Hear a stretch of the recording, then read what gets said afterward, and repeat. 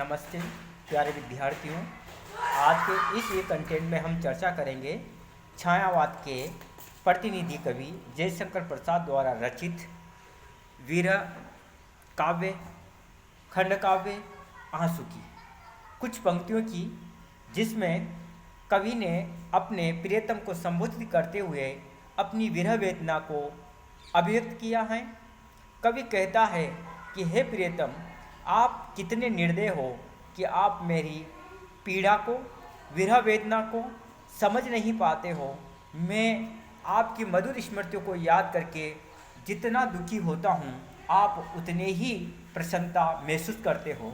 कवि स्पष्ट कहता है कि रो रो कर सिसक सिसक कर, रो रो कर सिसक सिसक कर कहता मैं करुण कहानी, तुम सुमन नोचते सुनते करते जानी अनजानी। मैं बल खाता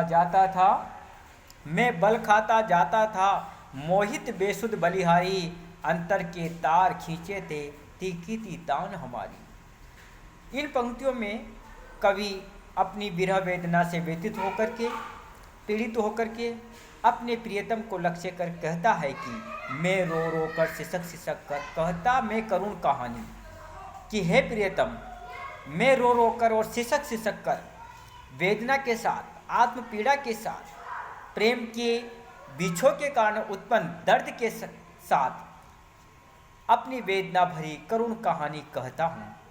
अपनी विरह वेदना आपके सामने प्रकट करता हूँ। मैं रो रो कर सिसक सिसक कर कहता मैं करुण कहानी, परंतु तुम सुमन नोचते सुनते करते जानी अनजानी। परंतु तुम मेरी कोमल हार्दिक भावनाओं को, मन की पीड़ा को, हृदय के दर्द को अनसुनी कर जाते हो। तुम मेरी भावना रूपी पुष्पों को नोचते मसलते हुए मनमानी कर जाते हो और करते जाते जानी अनजानी।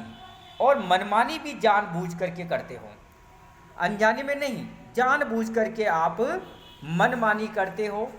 उस विरह पीड़ा को अनसुना कर देते हो और नितांत अजीब सा व्यवहार करते हो। इससे मुझे और भी वेदना होती है। मैं विरह वेदना से पीड़ित रहकर भी तुम पर मुग्ध होकर न्योछावर होता रहता हूँ, बलिहारी जाता हूँ। मैं बल खाता जाता था मोहित बेसुध बलिहारी, अंतर के तार खींचे थे तीखी थी तान हमारी। और मैं मोहित होकर के भी आप पर बलिहारी जाता हूँ, न्योछावर होता रहता हूँ, और आप अनजाने वश नहीं बल्कि जानबूझ करके मेरी विरह वेदना को अनसुना करते रहते हो। कवि आगे कहता है कि पूर्व में मैं तुम्हारे कारण, पहले तुम्हारे कारण मुझे अतिशय कष्ट झेलना पड़ा था। मेरे हृदय गत प्रेमिल भावनाओं के मधुर स्वर को तुम अनसुना कर जाते थे, फिर भी मेरी भावनाएं निरंतर प्रबलता से व्यक्त होती रहती थी तथा मैं हृदय से तुम पर समर्पित हो गया। इसी के परिणाम स्वरूप मुझे इतनी लंबी विरह वेदना भोगनी पड़ रही है। कवि कह देता है कि हे प्रियतम, आप मेरे विरही जीवन को, प्रेम की वेदना को समझ नहीं पाते हो और जानबूझ करके उसे अनसुना कर देते हो। मैं तो आपके प्रेम में पहले से ही पीड़ित हूँ, कष्ट झेल रहा हूँ, और ऊपर से आप द्वारा मेरी अनदेखी कर देना मेरे विरही हृदय को, पीड़ित हृदय को, मेरी विरह वेदना को और अत्यधिक दर्द से भर देता है, ऐसा मुझे आभास होता है। कवि आगे कहता है कि झंझा झकोर गर्जन था बिजली की नींद माला, पाकर इस शून्य हृदय को सबने आ डेरा डाला। घिर जाती प्रलय घटाएं कुटिया पर आकर मेरी, तम चूर्ण बरस जाता था छा जाती अधिक अंधेरी। कवि यहाँ पर कहता है कि उसका हृदय अपने प्रियतम के वियोग के कारण तीव्र वेदना एवं उदासी से भरा हुआ है। उसके हृदय में प्रलय जैसी हलचल मची हुई है।